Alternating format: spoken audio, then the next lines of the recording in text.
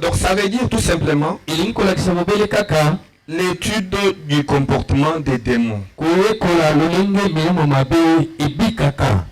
Voyez, c'est ce que nous allons voir. Donc, nous allons étudier le comportement des démons. C'est que les démons. C'est quoi? C'est quoi les démons? Et puis, quelles sont les actions que les démons produisent dans la nature et dans la vie des hommes? Qu'est-ce que les démons produisent comme action? Ainsi, en abordant ce thème, Frère Branham l'a subdivisé en deux grandes parties. Et suivez très attentivement, regardez-moi.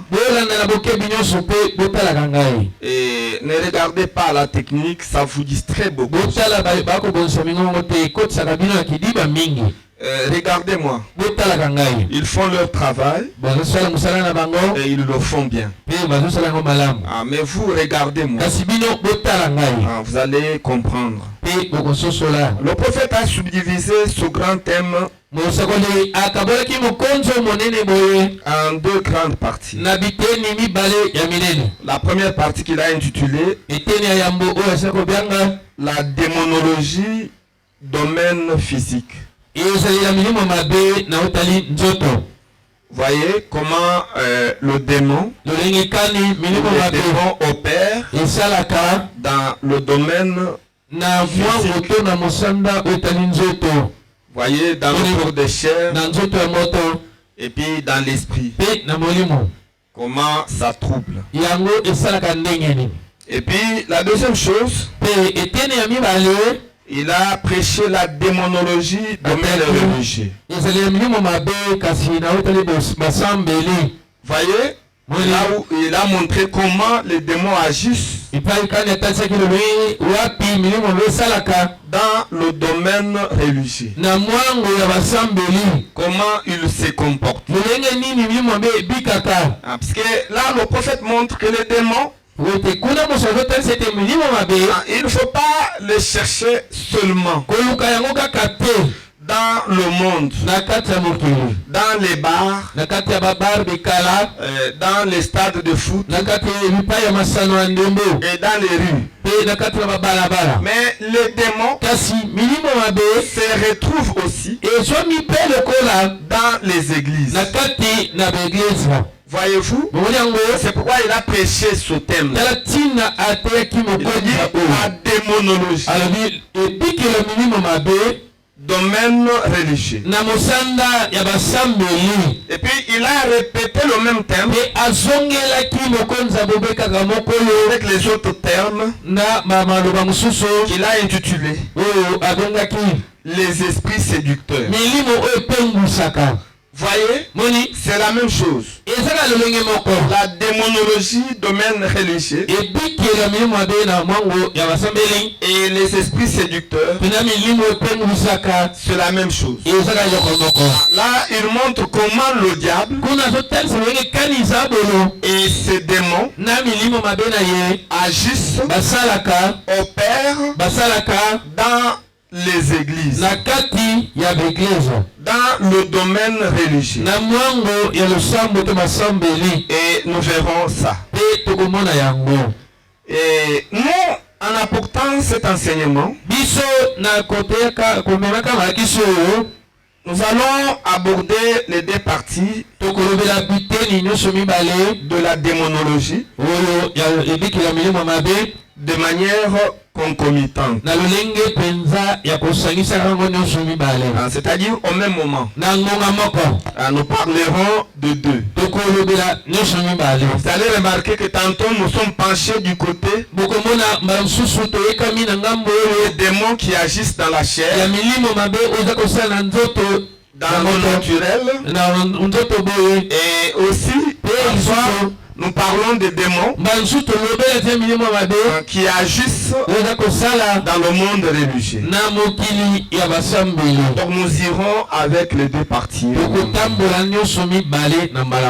Et puis vous allez remarquer aussi qu'au fur et à mesure que nous évoluons avec l'enseignement, nous allons ressortir plusieurs différents sujets autour du même thème. Vous voyez, ça c'est un thème. Mais nous aurons plusieurs sujets.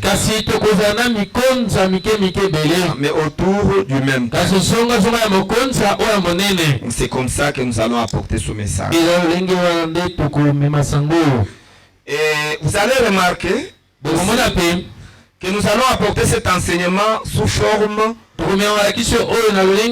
des leçons de l'école du dimanche. Nous n'allons pas certainement prêcher. Parce qu'il y a la différence entre enseigner et prêcher. Et le prophète montre que prêcher, c'est faire la démonstration de la puissance de Dieu. Voyez-vous, la prédication vient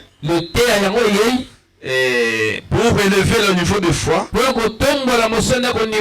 amener quelqu'un au salut, quelqu'un à la guérison divine, quelqu'un à obtenir son besoin. C'est juste pour augmenter la foi, pour que la personne accède à la chose dont il a besoin. La prédication nous élève dans les lieux célestes en Christ. La prédication c'est comme une échelle. La chose est au-dessus. Maintenant vous prenez l'échelle, vous placez, maintenant vous montez sur l'échelle jusqu'à là où se trouve la chose, et vous prenez ça, vous venez avec ça sur le sol. C'est la démonstration de la puissance. Ça s'accompagne de la guérison divine, ça s'accompagne des bénédictions à tous égards. Tandis que l'enseignement, c'est la colonne vertébrale de l'église. Donc l'enseignement, c'est ce qui vous construit. Donc l'enseignement, son rôle, de vous faire croître. Parce que vous naissez exactement comme naît un enfant. Un enfant naît et il pleure. Voyez, mais il ne va pas rester comme ça. N'est-ce pas, frère Raphaël? L'enfant doit croître. Il doit se développer. C'est pourquoi à tout début il commence par téter. Voyez-vous, il tète et il se développe.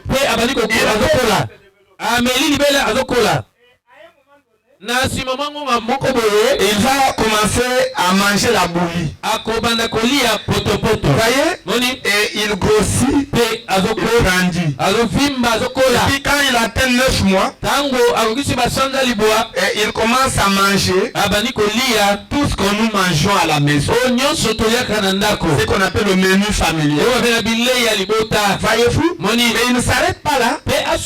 Il va continuer à croître et à grandir jusqu'à ce qu'il atteigne la maturité. Et il devient un homme tout fait. peut aller à l'école, tu peux aller à l'université, tu peux se marier et tu peux mettre au monde les enfants. Vous voyez, c'est ça le rôle de l'enseignement.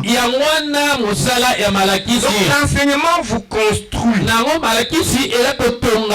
ça vous modèle, ça vous façonne, ça vous fait grandir jusqu'à ce que vous atteigniez la maturité. Et quand vous atteignez la maturité, vous n'allez plus dépendre de vos parents.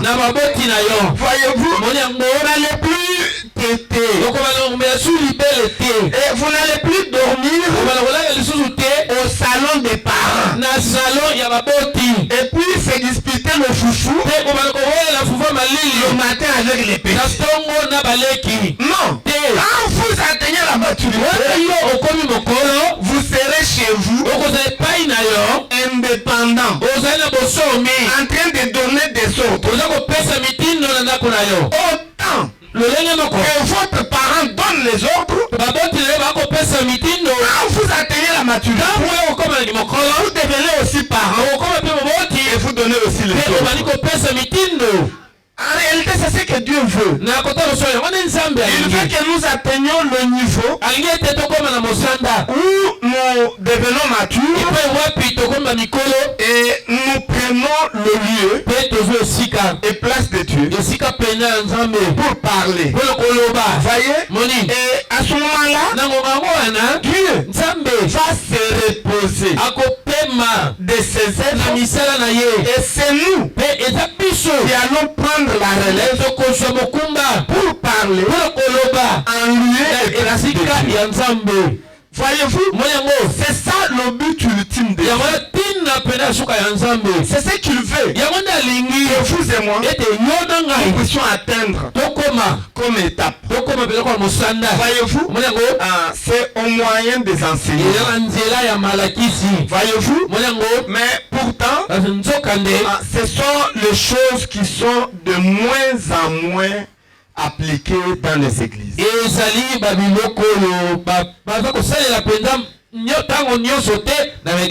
Voyez-vous, les églises aiment plus les prédications que les enseignements. Je vais vous faire aimer les enseignements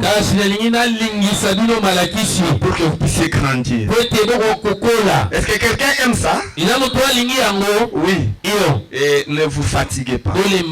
Mais s'il arrivait au cours de notre enseignement, Dieu, par sa souveraineté, il fasse entrer dans la prédication, c'est une bonne chose. Et nous allons lui rendre grâce. N'est-ce pas, maman Gisèle? Ok, c'est pourquoi je vais vous demander d'être toujours présent. Parce que l'enseignement demande l'enchaînement. Voyez, nous allons aborder ça sous forme de leçons de l'école de dimanche pour permettre à tout le monde de comprendre. Voir même les petits enfants, leur permettre de comprendre. C'est pourquoi nous allons y aller tout doucement, mais tout en sollicitant votre attention soutenue. Voyez-vous, si vous sentez le sommeil venir, mettez-vous debout et suivez. Je vous le dis avec un cœur ouvert. Suivez ces choses. Vous verrez aucun démon ne tiendra devant vous. Vous serez plus que vainqueur comme notre Seigneur Jésus-Christ. C'est ça que je voudrais que vous soyez. Voyez, c'est pourquoi la première question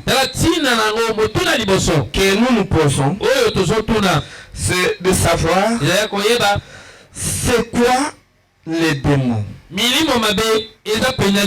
Puisque ce soir nous avons à peu près 3 questions que nous allons nous poser. Voyez?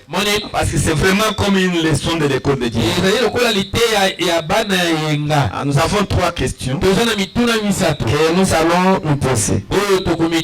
La première, c'est de savoir les démons. Et la deuxième, c'est de savoir d'où sont venus les démons.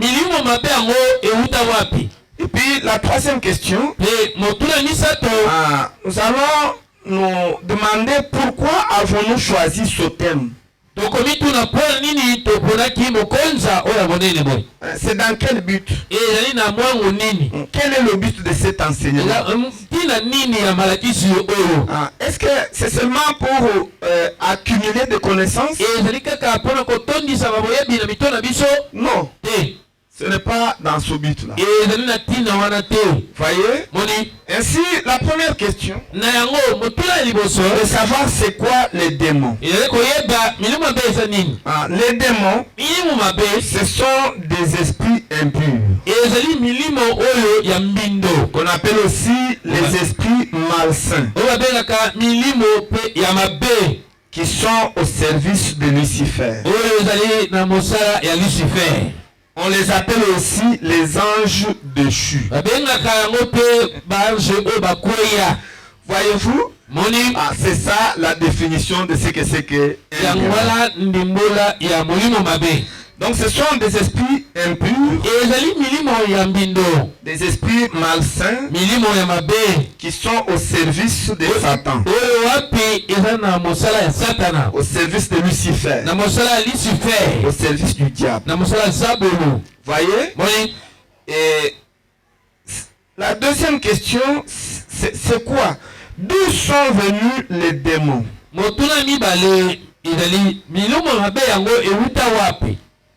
Voyez, ils sont venus d'où? Est-ce que Dieu les a créés d'emblée comme étant des démons? Est-ce que Dieu a créé d'emblée Satan? Est-ce qu'il l'a créé comme ça? Non. Dieu n'a pas créé d'emblée Satan.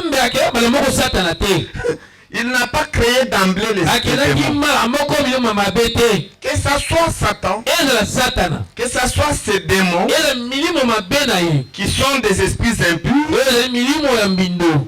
proviennent de quelque part. Maintenant, le prophète explique d'où proviennent les démons.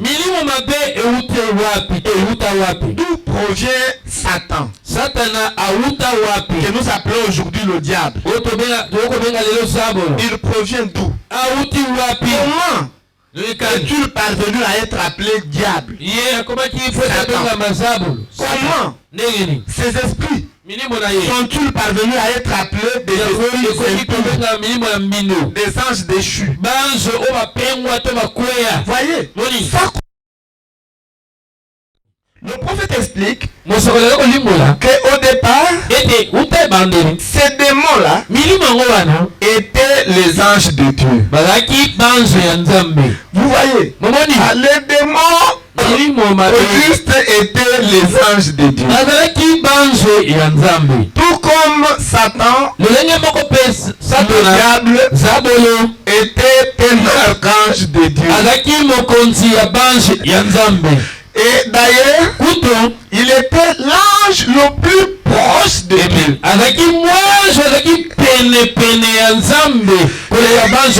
Il était appelé l'ange, l'archange de la lumière.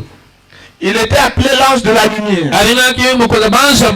Immédiatement après Dieu, c'est lui qui venait après. C'était Lucifer. Donc il était le bras droit de Dieu. Voyez? Et ces anges, les démons, les anges déchus, et les anges de Dieu. Voyez-vous? Et c'était les anges de Dieu qui avait été créé par Dieu pour adorer, pour le glorifier. Voyez, ce que le prophète montre, que avant le commencement, notre Dieu n'était pas appelé Dieu. Est-ce qu'il y a quelqu'un qui sait ça? Donc au départ, Dieu n'était pas appelé Dieu. Car le concept Dieu, ça veut dire un objet d'adoration. Et pourtant, à ce moment-là, avant le commencement, il n'y avait rien pour adorer Dieu. C'est pourquoi il ne peut pas être appelé Dieu. Mais il était appelé sous le nom d'El, ou encore Ella, ou encore Elohim. C'est la même chose. Quand on dit El, ou encore Ella, ou encore Eli,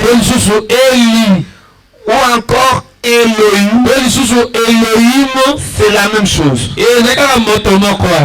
C'est comme ça que Dieu s'appelait avant d'être appelé Dieu. Lorsqu'il n'y avait rien pour l'adorer. Parce que le mot Elohim, ça signifie celui qui existe par soi-même. Voyez, celui qui existe par soi-même.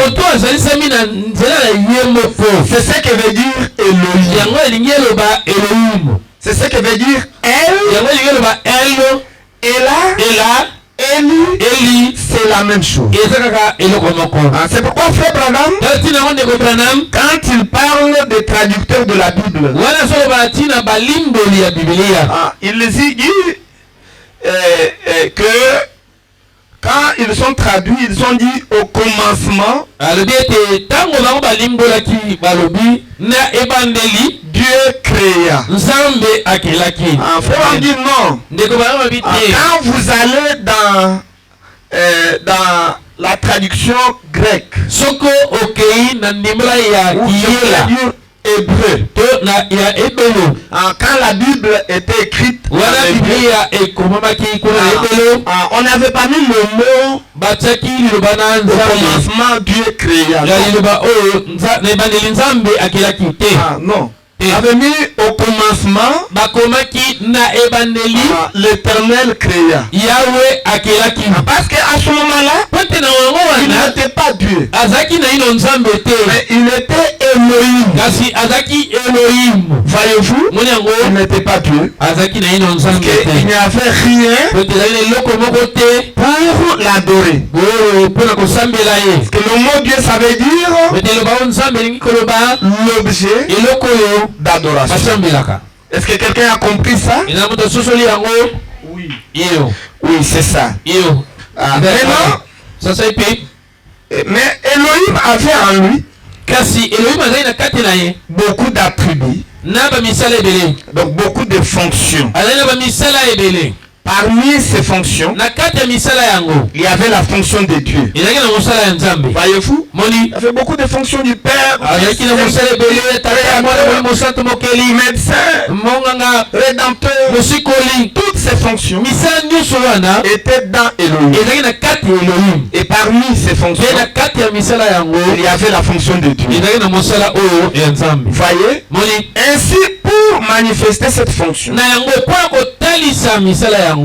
Dieu, il a fallu qu'Elohim puisse créer des êtres vivants qui pouvaient l'adorer. Voyez? C'est alors que pour en arriver, il fallait qu'il commence d'abord par se créer lui-même. Voyez-vous, il est sorti de l'invisible et il a pris la forme qu'on appelle la parole. Comme nous l'avons lu dans Jean chapitre 1er, que au commencement était la parole et la parole était avec Dieu et la parole était Dieu. Et frère Branham dit, et la parole là dont vous entendez, il ne s'agit pas de l'expression verbale. Non, il ne s'agit pas de l'expression verbale. Il s'agit du logos. Il s'agit de la colonne de feu. C'est ce qu'on appelle la parole. C'est la toute première forme que Dieu a prise. Ou la toute première forme que Elohim a prise. Donc il est devenu la parole. Et on appelle la colonne de feu la parole. On l'appelle aussi le fils de Dieu. Voyez, c'est pourquoi dans Jean il est écrit que la parole a été manifestée dans la chair. Et nous avons contemplé sa gloire. Voyez-vous, comme la gloire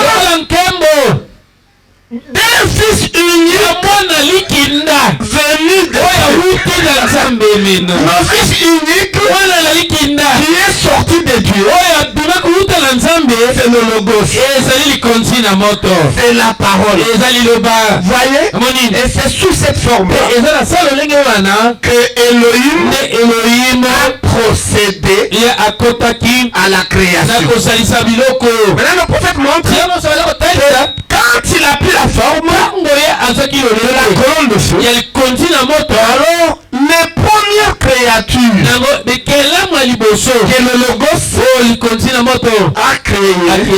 Est-ce que quelqu'un sait quelles sont les premières créatures que le logos a créées? C'était quoi? Est-ce que quelqu'un connaît ça? Voyez? C'était les anges. Que Dieu vous bénisse. Est-ce que vous pouvez acclamer pour vous-même? C'était les anges.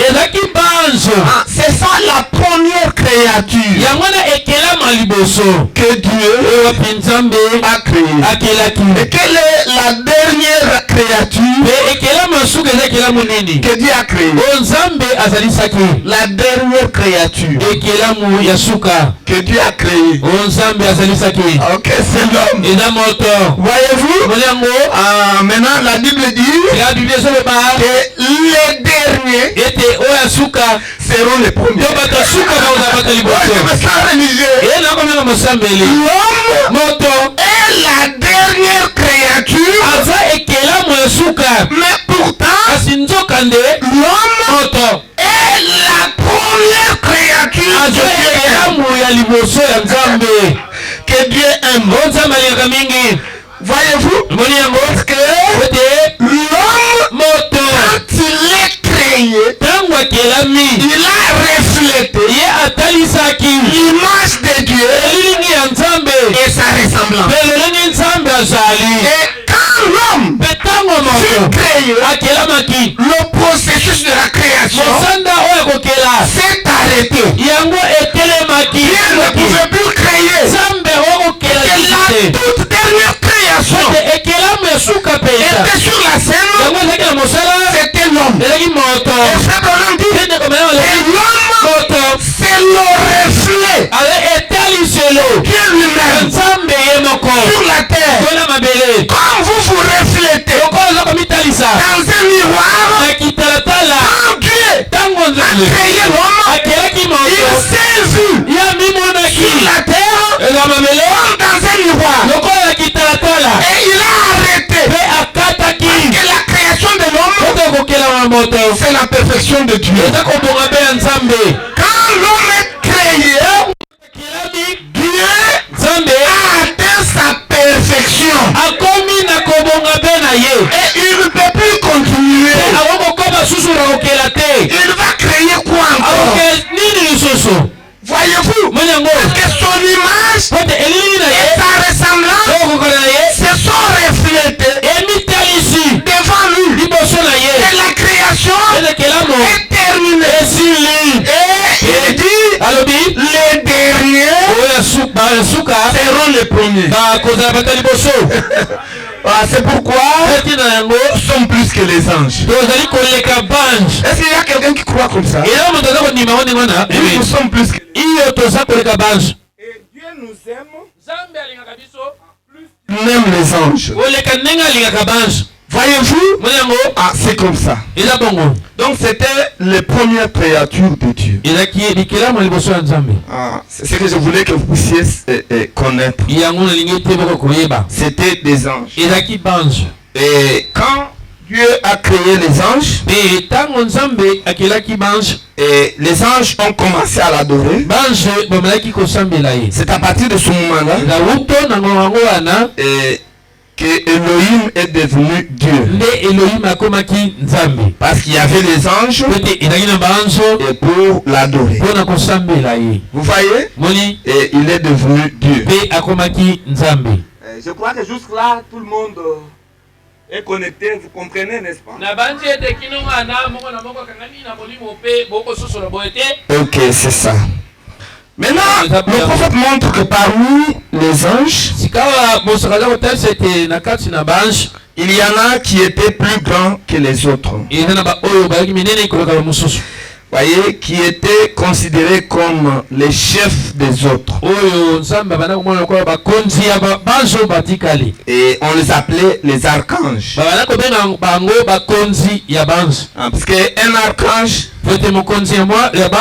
ça veut dire les chefs des anges. En réalité, ne pensez pas qu'au ciel, toute chose est égale. Non, il y a ceux qui sont plus que les autres. Juste comme sur la terre, il y en a qui sont plus que les autres. Au ciel, c'est la même chose. Et d'ailleurs, même dans la 6e dimension, Frère Branham l'a démontré, n'est-ce pas? Quand il est allé là, on l'a placé au-dessus des autres.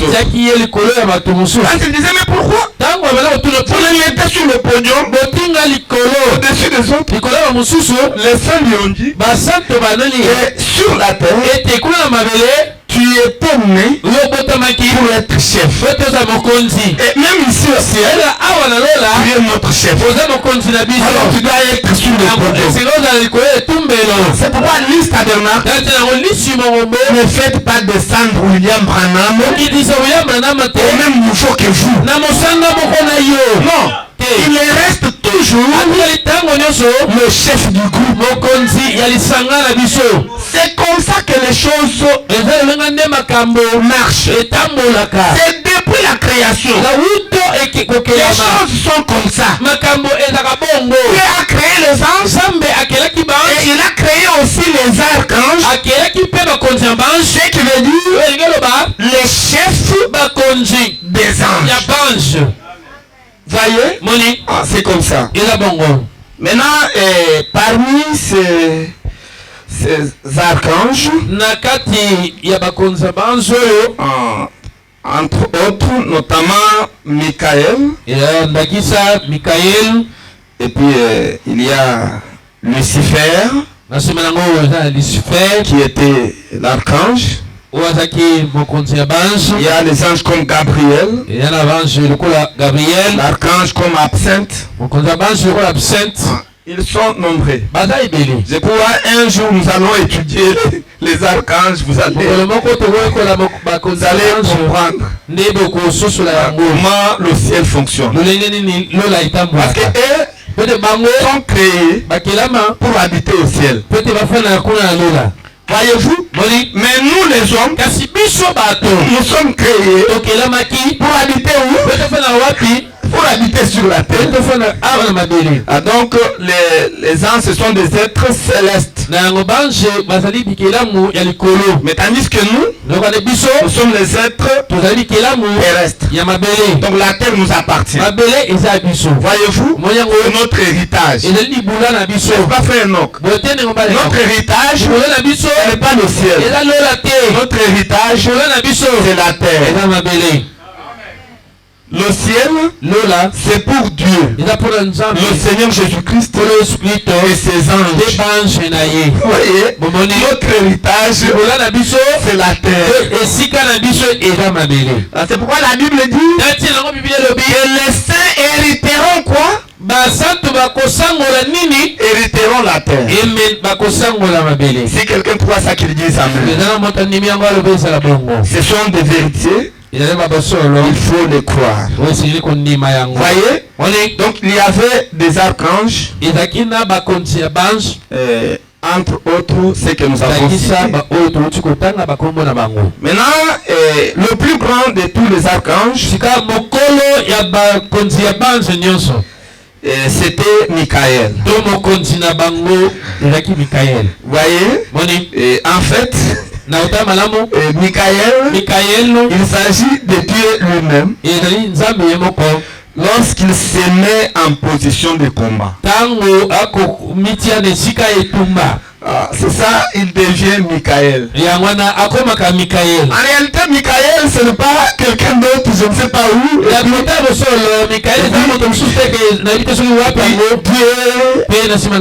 Non. Michael n'est pas le garde du corps de Dieu. Non. Mais Michael, c'est Dieu lui-même. Mais quand il prend la position de combattre, voyez, il devient Michael. Vous voyez, c'est ça la parole de Dieu. Et puis quand nous vous enseignons ces choses, intériorisez-les. C'est pourquoi quand vous priez, vous dites Michael. Ne pensez pas qu'il y a un ange quelque part qui est différent de Dieu lui-même. Michael est le plus grand de tous les anges. Et le plus grand de tous les anges, c'est Dieu lui-même. Vous voyez, et quand il prend la position du combat, là il devient Michael. Et il prend son épée. Alléluia. Je peux le voir à la porte de Jéricho. Quand Josué et son armée devraient détruire la ville de Jéricho.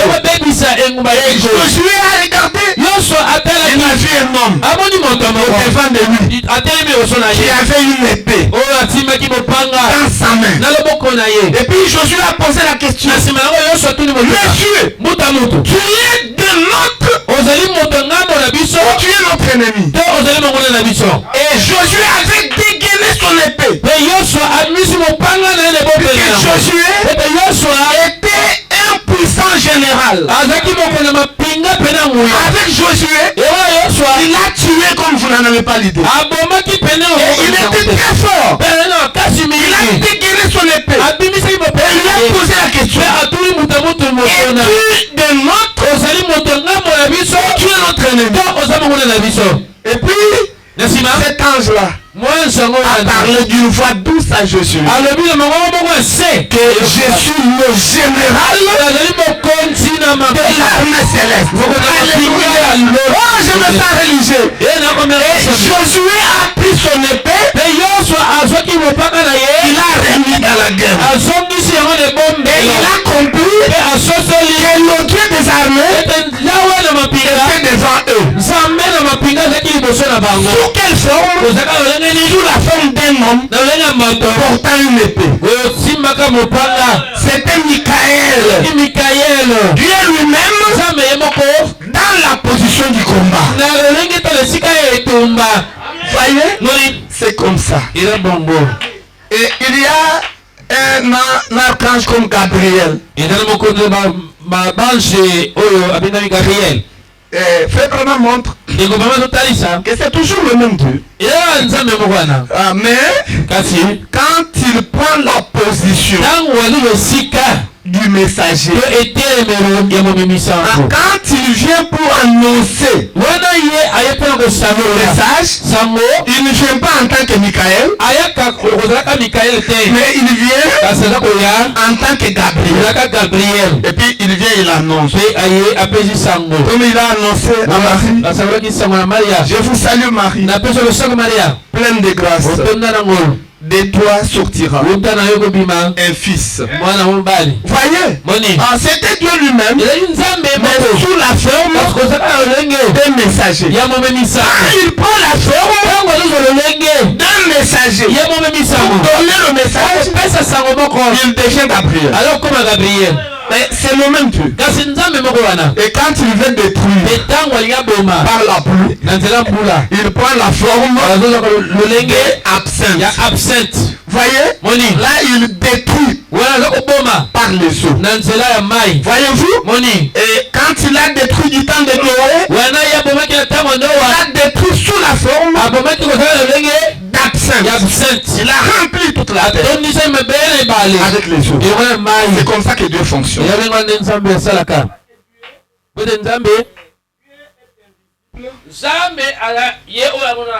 Il est invisible. Voyez-vous, il est dans la 7e dimension. Et nous allons vous montrer.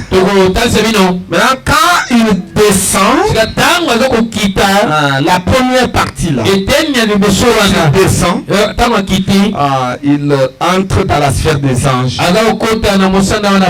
Et puis quand il descend, il entre dans la sphère des hommes. C'est comme ça que Dieu fonctionne. C'est merveilleux.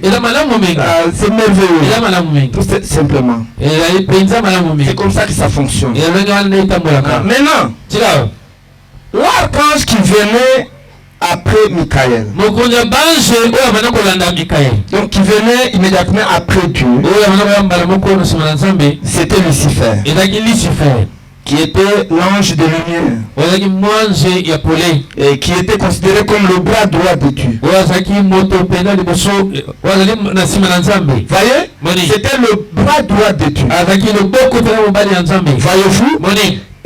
Mais à un moment donné, Lucifer a envié la position de Dieu. Il a envié. Il a voulu être adoré comme Dieu. Et il a voulu renverser le royaume de Michael. Il s'est dit, comment on doit adorer seulement Dieu? Mais on doit m'adorer moi aussi. Et il a commencé à influencer les autres anges pour dire comment on doit adorer seulement Dieu. Mais moi aussi, je suis son bras droit. Je peux être adoré aussi. Voyez, le problème qui a fait que Dieu puisse s'opposer à Lucifer, c'était l'adoration. Le peuple de Dieu. Dieu peut partager avec vous. Amen. Tout. Il peut partager tout. Il peut partager même son trône avec vous. Est-ce que vous le savez? Dieu peut partager la même maison avec vous. Il peut partager le même trône avec vous. D'ailleurs, lui-même l'a dit à travers Jésus que celui qui vaincra, je le ferai asseoir sur mon trône. Comme moi j'ai vaincu et je me suis assis avec mon Père sur son trône. Voyez, les vainqueurs s'assoient avec Jésus sur son trône. Est-ce que vous croyez? Quelqu'un croit qu'il est un vainqueur. Quand vous vainquez, Jésus vous fait asseoir avec lui sur son trône. Voyez, il peut partager le même trône avec vous. Il peut partager la même maison avec vous. Mais il y a une chose qui est une exclusivité de Dieu. C'est l'adoration. Voyez, même si vous êtes sur le trône avec lui, mais l'adoration est dirigée strictement à lui seul. Toi tu es là pour observer. Mais ce n'est pas toi qui reçois la louange et l'adoration. Non. Toi tu es là pour observer l'adoration. C'est une exclusivité du Seigneur Jésus.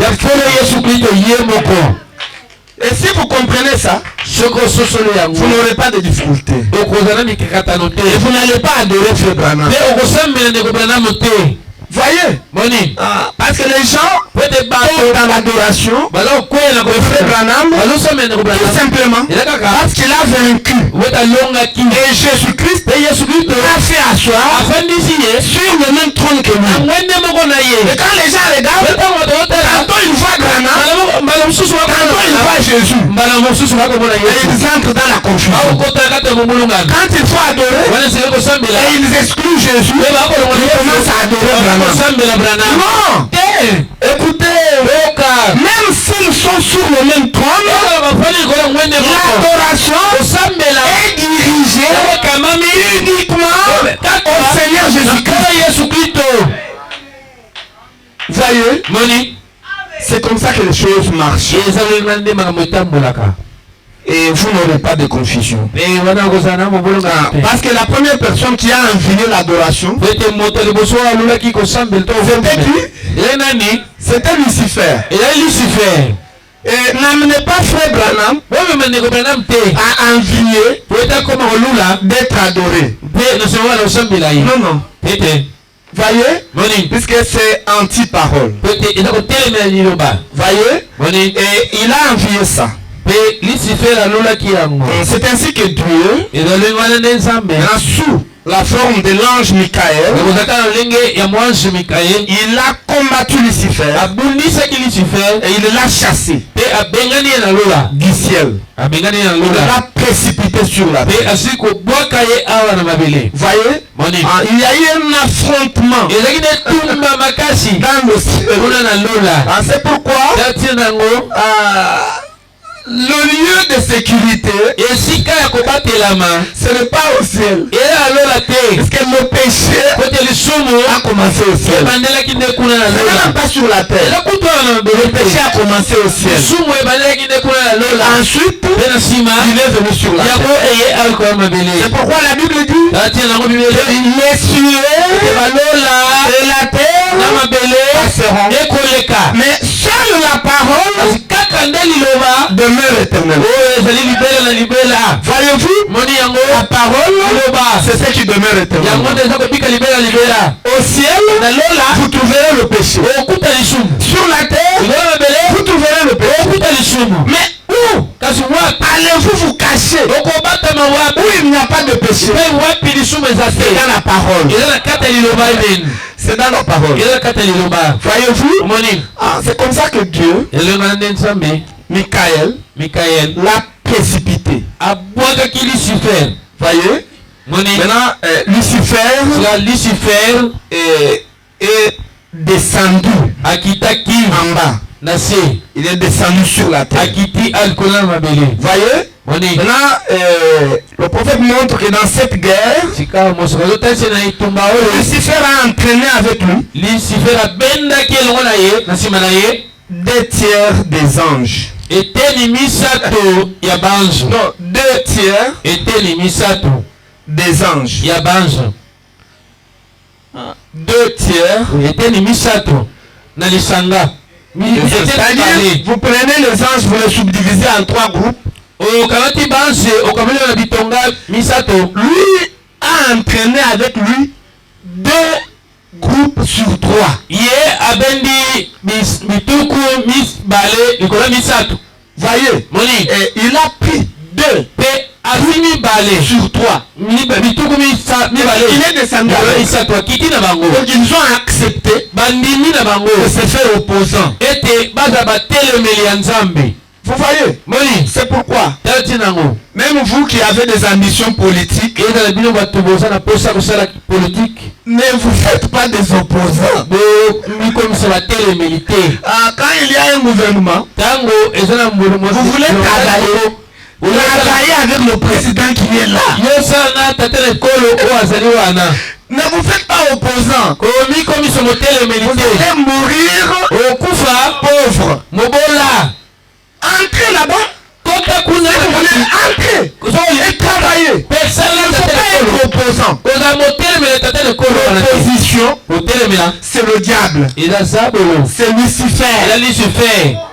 Et ça a commencé au ciel. Le premier opposant, c'est Lucifer. Là au ciel.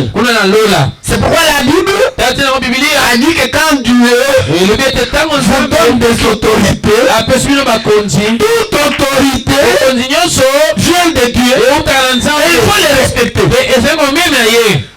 Ne devenez pas opposant pour les injurier. Regarde le gros jour de il fait ça. Non, ne faites pas ça. C'est anti-parole. Vos autorités, respectez-les.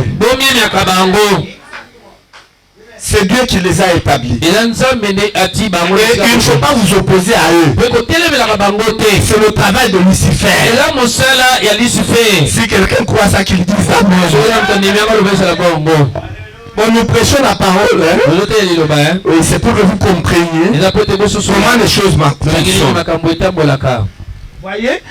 Et il a entraîné avec lui donc, 2 tiers des anges. Voyez-vous? Et Michael est resté seulement avec un tiers. Donc Dieu est resté avec un tiers des anges. Mais les 2 tiers sont tombés avec Lucifer. Est-ce qu'il y a quelque part où Dieu a eu le souci d'aller chercher ces anges-là? Les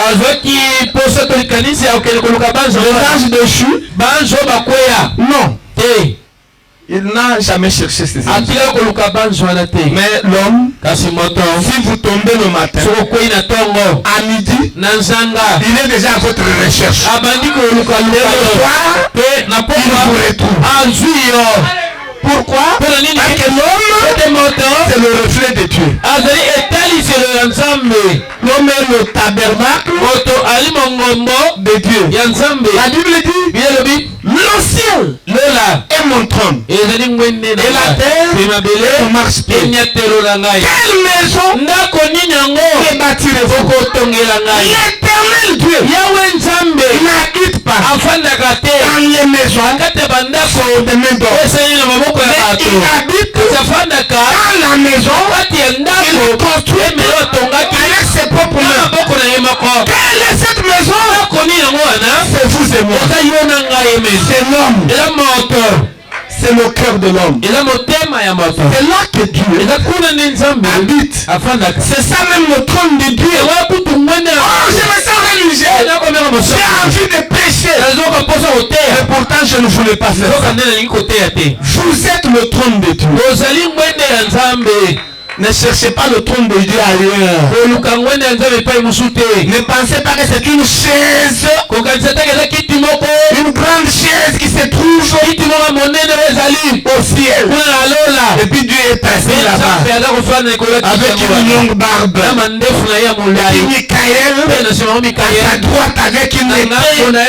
Et puis Gabriel non, le ciel ce n'est pas comme ça. Les choses de Dieu c'est spirituellement qu'on en juge.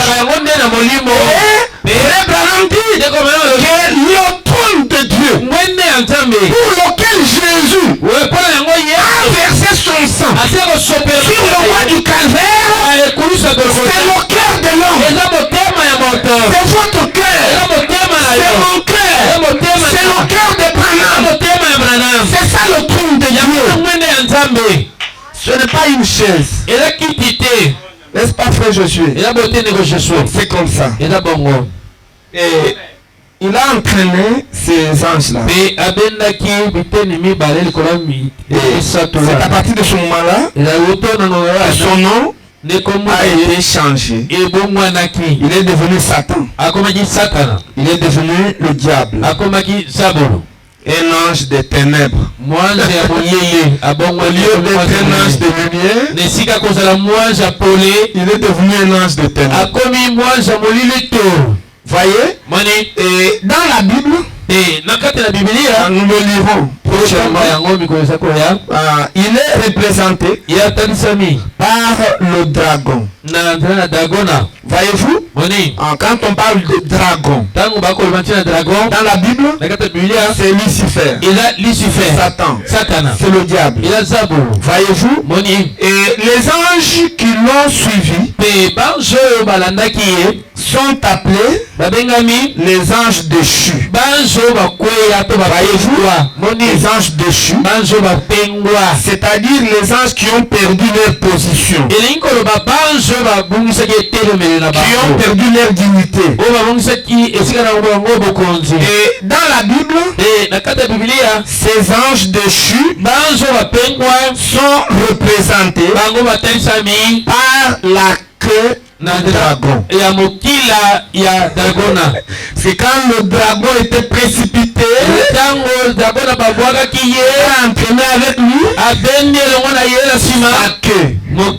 et sa queue, ce sont les anges déchus. Voyez-vous? Et c'est dans la Bible. Et nous verrons ça. Maintenant, ces anges déchus sont aussi appelés les démons. C'est pourquoi nous avons dit la démonologie. Donc nous allons étudier le comportement des anges déchus. Quand ils sont venus, comment ils se comportent? Il faut les connaître. Si vous ne les connaissez pas, il faut vous tirer au nez. Vous voyez, il y a des gens qui sont conduits par les anges déchus, mais tout en les injuriant. Vous voyez, il ne sait pas qu'il est conduit par Satan. Mais il est en train d'injurier Satan. Vous voyez, et c'est ça la chose pitoyable. Voyez-vous? Mais vous ne devrez pas être ignorant. Et la Bible dit, vous connaîtrez ma vérité, et cette vérité vous rendra libre. Voyez, nous voulons que vous connaissiez ce que c'est que les anges déchus. Comment ils se comportent et où sont-ils? De quelle manière les identifier? Ça c'est un ange déchu. Voyez, et connaître leur tactique, la technique qu'ils utilisent pour nous combattre. Voyez, connaître ça, c'est ce que nous voulons. Voyez, et soyez très attentifs à ça. Et le prophète montre que ce sont donc les esprits, les mauvais esprits, ou encore les esprits impurs. Et donc quand ils sont descendus, et ces esprits ont occupé 3 endroits. Certains sont en train de planer dans les atmosphères. Donc dans les airs. C'est pourquoi on dit que Lucifer, il est le prince de quoi? Le prince des airs. Parce qu'il est en train de planer dans les atmosphères, en train d'errer ça et là. Ces anges sont en train d'errer ça et là dans les atmosphères. C'est pourquoi le prophète montre que quand nous irons dans l'enlèvement, la chose suivante, ce sera le temps de tribulation. Voyez-vous, et Dieu va détruire les atmosphères. Il va les détruire. Voyez-vous, parce que c'est là que planent les mauvais esprits. Voyez-vous, il va les détruire et dans l'Armageddon, et il va les détruire encore dans le Gog et Magog. Est-ce que quelqu'un a l'idée sur ça? La guerre avant le millénium, c'est ce qu'on appelle Armageddon. Et puis la guerre après le millénium, c'est ce qu'on appelle Gog et Magog. Ces 2 guerres-là vont anéantir Satan.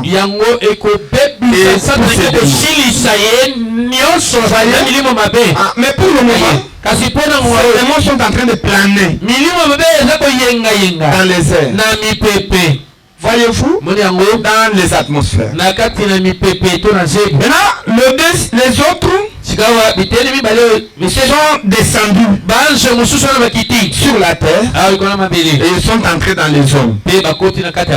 Voyez, il y a des hommes sur la terre qui sont investis des démons. Vous voyez que c'est tellement, il peut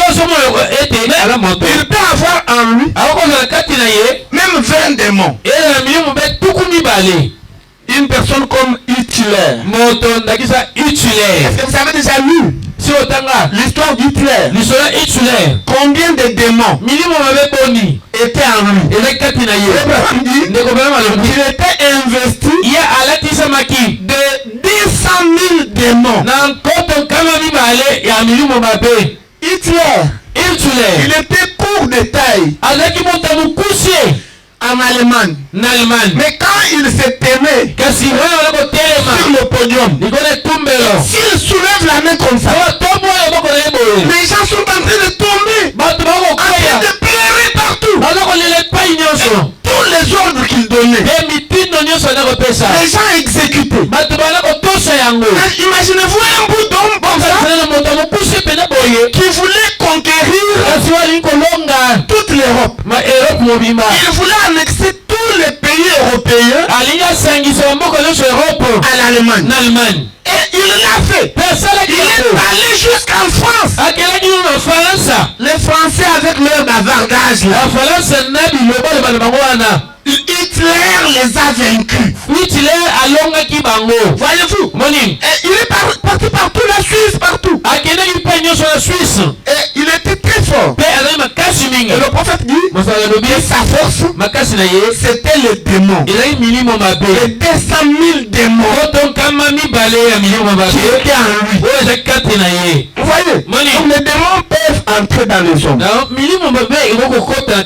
Et ça fait des hommes, certains sont des dictateurs. Et d'autres ce sont des magiciens. Et il y a beaucoup de choses. Et d'autres sont devenus des pasteurs avec la Bible, mais pourtant investi des gros démons. Et il peut avoir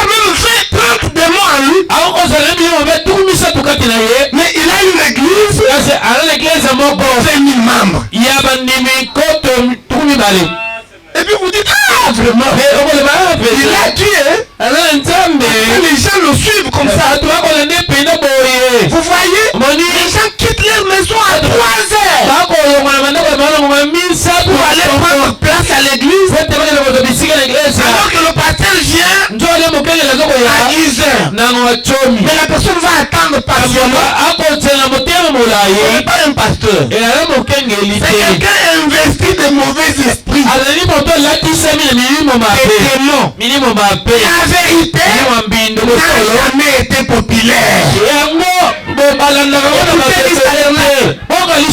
vérité est minoritaire.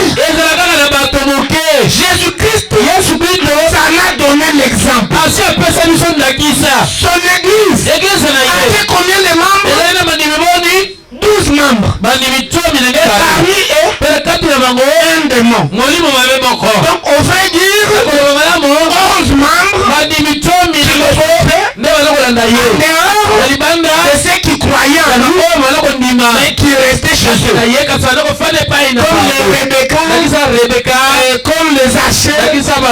Voyez-vous, c'est comme ça. William Branham, quand il a construit le tabernacle, il a exigé qu'il y ait 350 sièges, les enfants y compris. C'est ça l'église de Frère Branham. Il dit son église, c'est 350 membres, les enfants y compris. La vérité n'est pas populaire. Et Frère Branham dit, vous ne pouvez pas prêcher la vérité et être populaire et être aimé des gens. On va te haïr. Parce que la vérité, c'est Dieu lui-même contre Satan. Voyez, tu seras haï. Voyez? Donc il y a des démons qui sont dans les hommes. Et quand nous verrons les esprits séducteurs, nous verrons comment Branham décrit ces gens-là. Ce sont des gens mystiques. Ils sont irréprochables. Ils sont saints. Voyez? Avec des démons. Ils ont la sainteté des pharisiens. Et ils sont plus saints même que vous. Peut-être vous commettez des petites erreurs et vous les réparez. Mais eux ne font rien comme ça. Ils marchent dans la sainteté. Mais pourtant, ce sont des démons. Des esprits séducteurs. Voyez? C'est là où certains esprits sont entrés. Maintenant, notre groupe d'esprits est tombé dans les eaux. Voyez? Dans les eaux. C'est là où vous trouverez des esprits de sirènes. Voyez? Les mami wata. Et puis ils ont beaucoup de noms là. Comme une qui m'envoyait des messages. Là, le jour il ne m'envoie pas de messages. Il a proposé beaucoup d'argent là. Il s'est présenté. Moi c'est la sirène telle. Je suis à Lubumbashi. Je voudrais te donner $10,000. Si tu acceptes, tu réponds seulement à ce message. Et puis c'est fini, je t'envoie $10,000 dans ton compte. Je lisais ça, je dis mais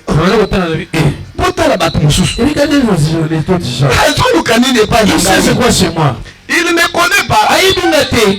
Moi, je suis contre les sirènes. Je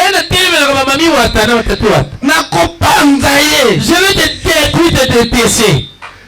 Et puis, à un moment donné, il n'en voit plus. Il est comme ça, il ne faut pas répondre. Ce sont les esprits des eaux.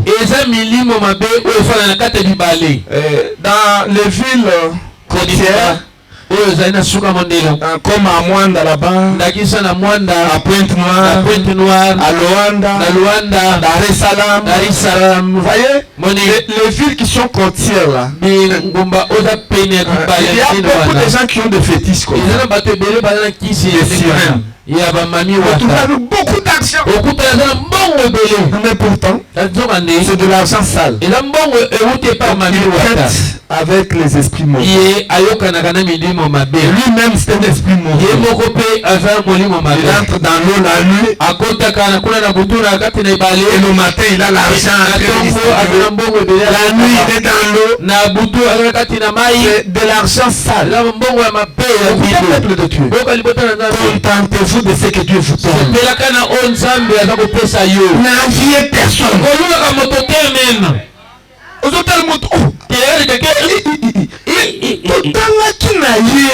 étudier ensemble avec ces messieurs ici. C'était un bourrique, un boucle. C'est qu'il y a classe na bisogie. Que de notre cas c'est lui. C'est la type. Mais regarde sa type. Le Prado Yassine. C'est le Prado il est acheté récemment. Il s'agit à quoi? Le Vaguard. En tout cas, il est béni. Il travaille où? On monte des plaques. Regarde pas sa plaque. Présidence. Présidence. Mais Azim il a eu l'intelligence pour travers la présidence. Vous enviez. N'enviez pas.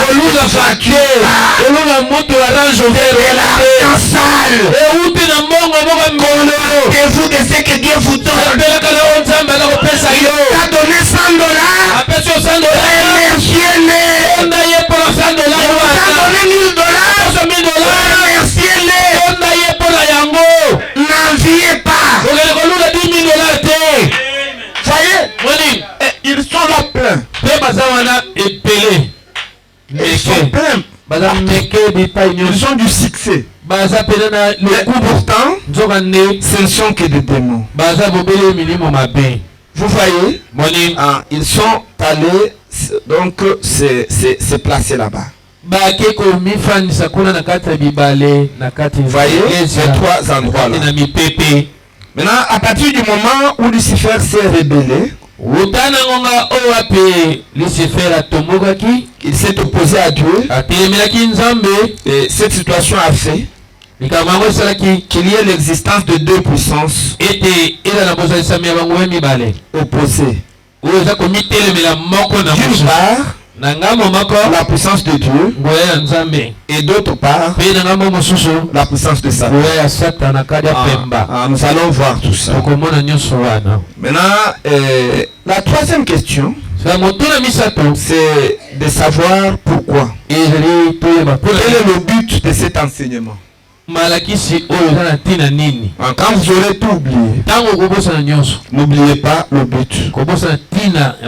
C'est par là que nous nous arrêtons. La raison pour laquelle nous avons choisi ce thème, c'est que nous voulons que chacun de nous soit en mesure d'étudier notre ennemi, le diable, pour connaître les armes qu'il utilise contre nous. Connaître aussi la stratégie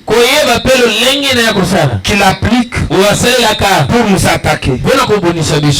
Voyez, de sorte que avec ces connaissances, nous puissions savoir comment nous entraîner, voyez, pour être capable de l'affronter de manière victorieuse. Puisque Frère Branham dit que vous le vouliez ou non, vous rencontrerez le diable sur votre chemin. Si vous êtes déjà entraîné, vous allez le battre à plate couture. Et puis tu passes. Mais si tu n'es pas entraîné, il va te renverser. Voyez, il va te renverser. Et tu vas fuir l'église. Nous commençons à te chercher. Où est tel frère? Il ne vient plus. Frère, pourquoi tu ne viens pas à l'église? Le temps des églises est passé. Donc le diable l'a rencontré. Comme tu n'étais pas entraîné, il t'a battu. Il t'a même piétiné. Il a fait de toi son disciple. Voyez, c'est ce que nous ne voulons pas. C'est pourquoi nous voulons étudier ça. Et c'est tout simplement merveilleux. N'est-ce pas, Noko? N'est-ce pas? Donc nous étudions tout ce comportement des mauvais esprits et de leur chef qui est Lucifer. Ça va nous donner la possibilité de nous vaincre partout où nous allons nous rencontrer, dans n'importe quelle circonstance et à n'importe quand. Écoutez, tel que je suis, je crois de tout cœur que je vaincrai Satan n'importe où, à n'importe quand et dans n'importe quelle circonstance. Pourquoi? Parce que Dieu, qui est la parole, est avec moi. Et vous aussi, c'est la même chose. Voyez, marchez sans peur. Vous êtes déjà victorieux. Et ce n'est même pas vous qui allez combattre. Mais c'est la parole dont on a lu dans Jean 1 et dans Jean 3 qui combattra pour vous. C'est l'unique arme que Dieu vous a donnée. Il est en train de combattre pour nous. Pendant que vous dormez, même si vous n'avez pas prié, la parole est à côté de vous, en train de vous protéger. Et quand le diable vient, il voit la parole, il fuit. Oh, je me sens la parole, nous l'avons perdue dans le jardin d'Éden. Et Jésus-Christ a payé le prix pour que la parole revienne. Et à la Pentecôte, il a envoyé une portion de la parole. Alléluia. Amen. Alléluia. Amen. Et il a promis que quand le 7e saut sera ouvert, la parole entière reviendra à la race humaine. Et une bonne nouvelle, la parole est revenue. Elle est en vous, elle est en moi, elle est en Branham, elle est notre victoire. Et nous marchons dans la victoire. Et nous avons déjà vaincu avant même la guerre. Et nous pouvons clamer pour Dieu. Simplement nous allons nous tenir debout. Nous allons nous tenir debout pour chanter quelques cantiques pour remercier notre Seigneur qui nous a donné cette opportunité. Et nous allons continuer le vendredi. C'est vraiment un très bon enseignement. Ne manquez pas. Et puis ayez aussi vos carnets. Ayez vos carnets de notes. Même les explications telles que je les donne. Écrivez. Ça va vous aider. Vous comprendrez, le tableau deviendra clair. Et puis vous verrez qu'il y a beaucoup de choses en vous que vous n'avez pas encore exploité. Mais vous êtes capable d'exploiter ça. Et vivre la gloire de Dieu. Ok.